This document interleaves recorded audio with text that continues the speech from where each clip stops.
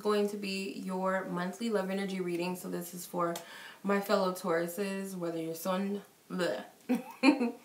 moon, rising, or Venus, or 7th house Tauruses, or any other placement of Taurus that's relevant to you. Keep in mind though, this is general. This is not for one specific soul or person out there. So if it doesn't resonate with just you, don't leave any ignorant comments talking about how it didn't resonate with you, because it's not meant for just you. It's not all about you. It's about multiple people, and whoever spirit uses me as a messenger for, it's meant for that person. So there's, I'm sure, an abundance of readers out there where somebody is going to resonate with you for this month. So keep that in mind. Anywho, if you guys are interested in a quick question reading with me, you guys, or phone reading instantly, or video chat reading with me, you may reach me on my Instantgo app. Also, if you guys would just like a personal reading, I have various, my God, I can't talk this much, sorry. I have various, an abundance of readings on my website. If you guys are interested, all of my information is in the description box. Please leave, or my gosh, I can't talk. Please read all of the information thoroughly, please, before setting up a reading with me, okay? All right. We have the hourglass, and this is your fortune for the month. It says time is of the essence. So timing, like the title says, timing for love, or timing is everything when it comes to love. And these titles, they just come to me. I don't know, whatever. But yeah, yes, timing is of the essence. So let's get deep into your reading. I'm going to use the Psychic Tarot for the Heart cards. I'm sorry. Okay. I'm going to use Psychic Tarot for the Heart, and I'm going to clarify with my tarot deck just to get more in depth, okay? All right. Daydreams and decisions. You guys got some decisions making to do when it comes to your heart. Blossom, which is the Judgment card, okay? Is the past revisiting you? Is there something that's reawakened, revitalized, or something you've conjured up? Healing begins. This is the Six of Swords. Detached, the Justice card. Challenging times, 5 of Wands. Flow, which is the Wheel of Fortune, is at the bottom, okay? So you have dreams, daydreams, and decisions. So a lot of you guys may find yourself fantasizing or visualizing something when it comes to love, or it could be in relations to another person or something or someone else. Or it could just simply be about what you want in love. Spirit's telling you, as you're doing that, really tap into how you feel about these images. How do you feel?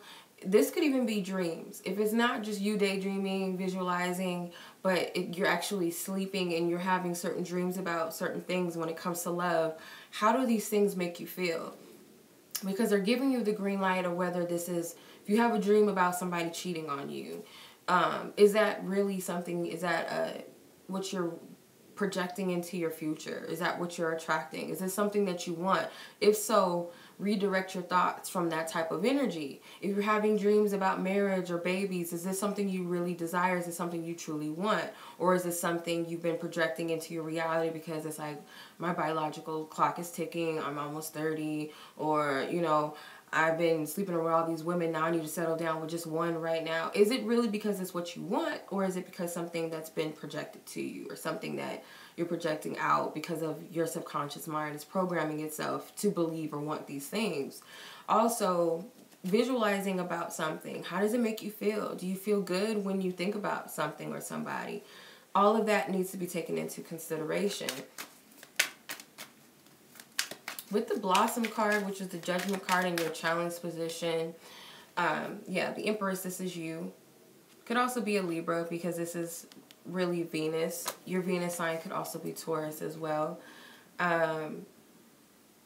This is definitely about, I want to read something to you. I don't know why. Spirit always guides me to do something funky and crazy. It's funny because I have these little apps, these little tarot apps. I pull little cards every now and then from these apps. And the Empress came up. And for some reason, I felt guided to screenshot this message with the Empress. And I'm going to read it to you. I feel guided to. It says, the Empress, know that abundance is yours. You have the power of attraction on your side because you believe that you are deserving of a fulfilling life. What you desire is yours for the making. Once you realize that you have the confidence and the innate ability to attract what you desire, remember, you attract what you are. If you want abundance, you have to believe that you are already abundant. So that's pretty much what Spirit's saying to you. And I hope that that makes sense. With the Blossom card, I feel like there's something that's come back up. And you feel good about it, but at the same time, you don't want to conjure something that you thought was already dead. Or bring something that you thought was done and over with, or something you thought you had ended and was done with. So, it's like, okay, now what? What do I do with all of this? I don't know if I want to even deal with this situation anymore. I don't know if I want to even play on this desire anymore, this fantasy, this dream anymore. You know, because somewhere down the line, you left it behind or something happened to where you just stopped nurturing or flowering the plants. But if you notice, there's stuff that's already, you know, planted. There's seeds that are already blossoming. That seed that you planted is already shaping into something that's given life. The Death card, yeah, something you feel like was over and done with. Some of you guys, this could be a Scorpio for sure, because you have both the Judgment and Death card, which is ruled by Scorpio, by the way. But it could just be something within the depths of you that you really thought was done, or something that caused you a lot of stress and a lot of pain. But your approach, your suggested approach, is the Six of Healing Begins, the Six of Swords. You haven't really fully allowed yourself to move towards what you want. And I feel like it's because you know that there's still some healing that needs to be done, or there's something that you need to address in the matters of the heart, and you're not really willing to do that. She's halfway, you know, in the back, and it's almost like a stage. That's just how I'm seeing it, because there's curtains, so it's like she's behind the stage. You're not playing your role in the story. It's like she's a part of a play or something. She's dressed up in some sort of Renaissance attire or something. I don't know. Looks kind of funky, but she's behind the scenes. She's not fully stepping out in this story. And it's like they're telling her to, you know, enter the stage, and she's not ready. It's like you're not ready. You feel like you don't know your lines. Okay, I don't really know if I'm ready for this. I don't know if I'm going to shine, if I'm going to be, you know, if my role is going to stand out, or if I'm going to, if my part is going to be well received, if my character is going to be well liked. It's like you have all of these things about yourself that you're worried about, and that's what's keeping you from entering the stage. That's what's keeping you from stepping forward. It's keeping you from moving towards getting in alignment to what Spirit's wanting. It's like Spirit either has somebody in place for you, or something, a dream job. When I say love readings, I don't mean just romantic love. So this could be something you love, people you love, something you just are passionate about. Some of you, this is a daycare center or something. I don't know why. Some of you, you want to travel the world.